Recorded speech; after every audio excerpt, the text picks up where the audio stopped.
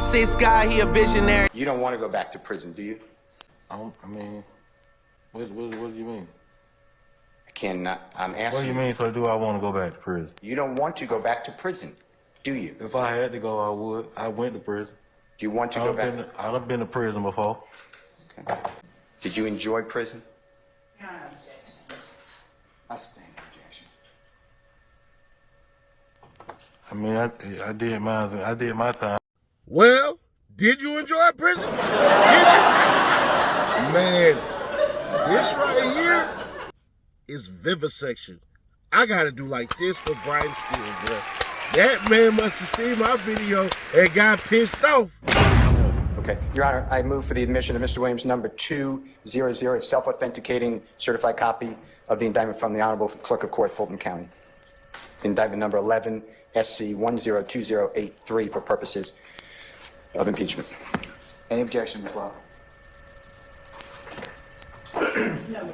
All right, it's admitted, may be inquired upon as you see fit. Mr. Kokomo, thank you so much. All right, this is Mr. Williams on the screen. It's also in front of you, sir. This is indictment number 11, SC 102083. You see that in the center top part of this page? That's what the paper says, sir. And you see it's State of Georgia versus a gentleman, Mr. Frederick Prethrow, counts 1, 3, 4, 5. You see that?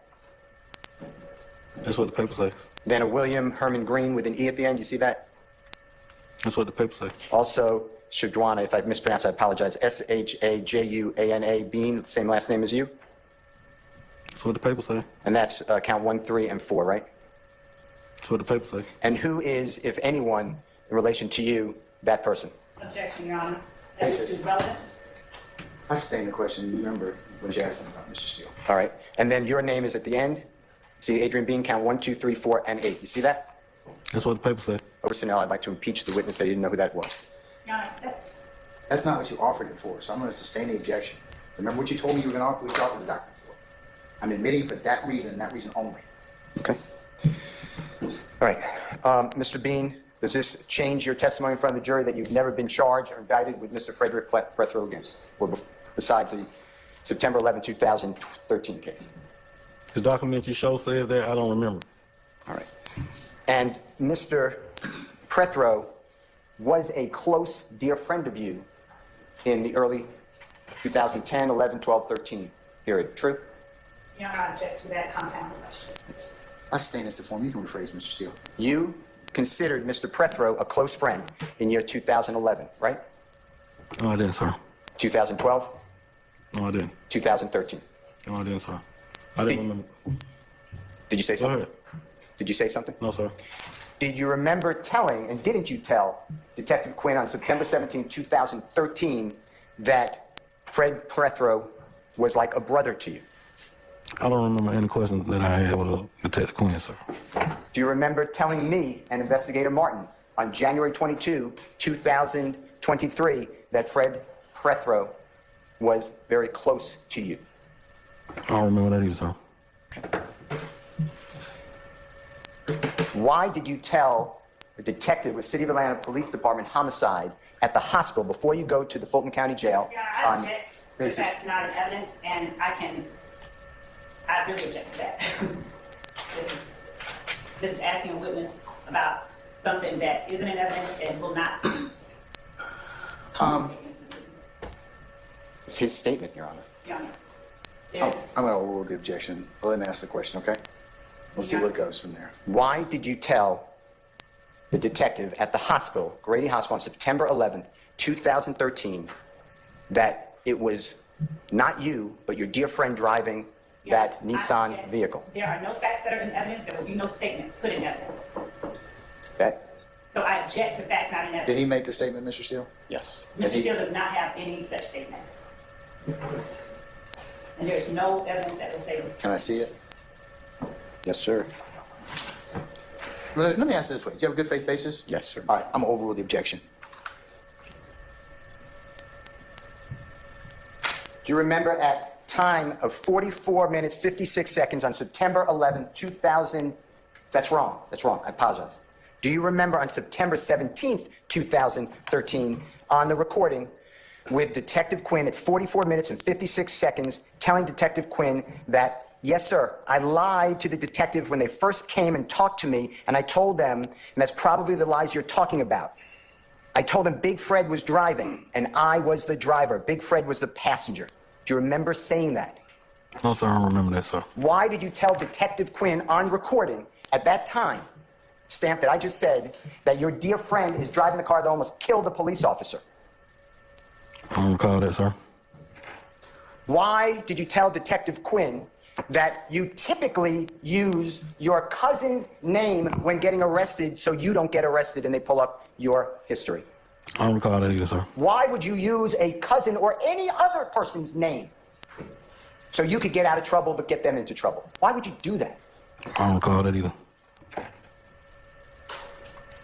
When at the hospital, Your Honor, I object to the hospital statement. Hey, yo, you. Can you subscribe and turn on that bell too? Because when you do, you're helping unbiased, independent news. Now, before y'all jump down my back and try to kick me all in my forehead, I want to ask y'all this simple question. Can you shut up and watch the whole thing before you say anything? Gotcha. All right, so the last video, not the one I did on Sunday, but the last video on the last court date that we had, I said it was bad for Young Thug. And it was, because the way in which he was painting the whole entire picture, bruh, it looked horrible for Young Thug. But true to fashion, that's why you pay the big bucks. One of the top 3 in the league, man. Your man Brian Steele, he played this so close to the chest that they didn't get this stuff until 6 a.m. this morning. And I ain't gonna hold you. The DA couldn't say nothing. She was like, oh. The judge was like, hey, let me see. Hold on. Matter of fact, don't let me see that evidence. Are you saying you have it? All right, run that. Because it's to the point now, if y'all go back into the beginning of this video, which a lot of y'all will, so pause the video right here and then run back. When she said objection, Your Honor, y'all got to remember, they had to say a reason for the objection. She never said no reason. She just said, objection, Your Honor. And then he just said, oh, yeah, we're going to go ahead and let the objection run. So, in the midst of this judge looking extremely and immensely biased, we had to sit back and go, God damn, Judge, I mean, bruh, she didn't even state anything that she's going for. So, it gets worse, right?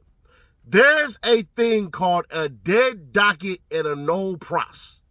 And if you really want to learn more about this, stay to the very end of the video and I'll run what they didn't show the jury, but it was crazy. Essentially is this: Brian Steele is such a pencil pusher and a paper preacher that he was like, let me go all the way back and make sure that this man ain't being held to the fire.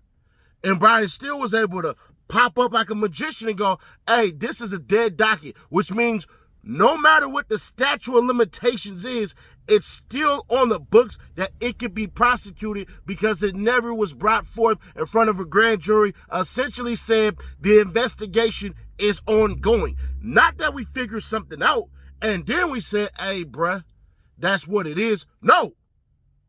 So that's what essentially dead docket is. Matter of fact, we don't even got to put that last part in there. No pros means that, hey, we sat up there, we figured it out, here's what it is, and all that stuff, and we came to our resolution, and that's that.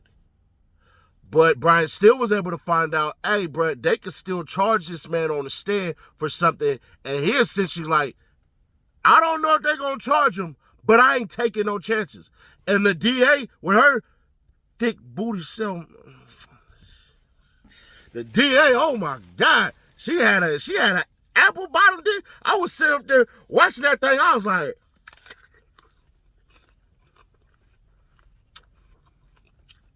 yeah, I take a bite. I'll take a bite out of that apple. But, but that old, man, I'm sorry, man. I'm a man. I got knees. I like a fat booty, but it gotta be natural. But either way it go, bro. She basically tried to fight it, but it was like, nah, I shot him. To the point where Once again, the damn judge is like, hey, I don't know this. Brian's still like, nigga, I know this off the top of my head like a freestyle. So Brian's still like, page 2, paragraph 7. And then start basically memorizing some of this stuff, not all of it, to the point where the judge's like, oh, all right, I see it. All right, bruh. Yeah, you good. Run your play, homie. To the point where the judge now had to say, you know what, bruh? Big booty love with the apple bottom. Shouty, you got to shut up on this one. You just had to, because I'm going to keep it authentic with you. He's right. All you have to do, and this is why it will be a win for Young Thug with this guy, is cast doubt. Y'all got to remember, in order to get Young Thug out of the paint, the jury has to beyond reasonable doubt.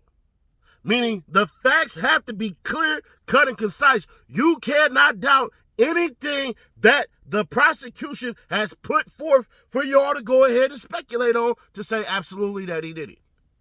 Because they don't have that. So far, if Porthro or Protho or however you say cuz name, if he come through and he looks just as bad, bro, I ain't gonna hold you. I don't care what that 911 call says. Now, it's gonna look bad. It's definitely gonna look bad, because I ain't gonna hold you. I think that nigga was there. I do. I think the nigga was there. And I think basically he might have got a little payday and basically was like, nah, man. But him basically said to Steele, giving Steele a recording of him in 2022, said, I don't recall, and all of that stuff and everything like that, is going to be good for Steele and Young Thug.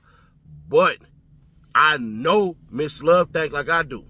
Maybe because we just think alike. She gonna come back on re-examination or recross, and she gonna say, what changed from 2022 to 2024 with you on this stand and the comments that you made? Because you said you don't remember anything from 2013 once you got out of jail. It was just essentially a blur. But your ass sat up here and sat up there with this recording and all that stuff and everything like that while you were out of jail damn near, 5 years later? And you remembered everything, and now you don't 2 years later? What happened? I damn near can bet she gonna say that. And when she do, y'all gonna be like, oh. But the problem with that is nothing that she has painted yet has shown that Young Thug will pay off anybody. You gotta remember, they painted the picture that Young Thug would intimidate your ass. See, if she was smart, she would have painted the illustration that Young Thug had enough money to pay off the witnesses. And since she doesn't have that in her wheelhouse, I guarantee you, eventually somebody's going to bring that up. They have to, because if they don't, Young Thug will be officially forked. But subscribe, turn on the bells to notify, share to keep your people aware. If you made it this far without commenting, what do you think now? And I know y'all gonna be like, what said he next, bro? You did say it was over and stuff like that and everything. Bruh, with new information, you're supposed to change. You're just supposed to. You gotta remember, it's like the experiment when people used to think that bugs like maggots spontaneously burst out of meat until they came up with an experiment where they put a glass over a piece of meat and then they let the piece of meat just sit there. And the glass that had the piece of meat decaying, all it did was stink. And you got to see, hey, bruh, something has to contaminate it. So new information, bruh. Don't be stupid all your life. But let me know your thoughts on this one. But the point is, and the 13 SC case, let me make clear, I believe that one is actually states 157C. I believe he was sentenced for that one. So as far as if this is the same one that we've already introduced, we have no objection to that being used. But the 11 SC case and the 06 SC case were dismissed against Mr. Bean well over 10 years ago. And Okay, all right.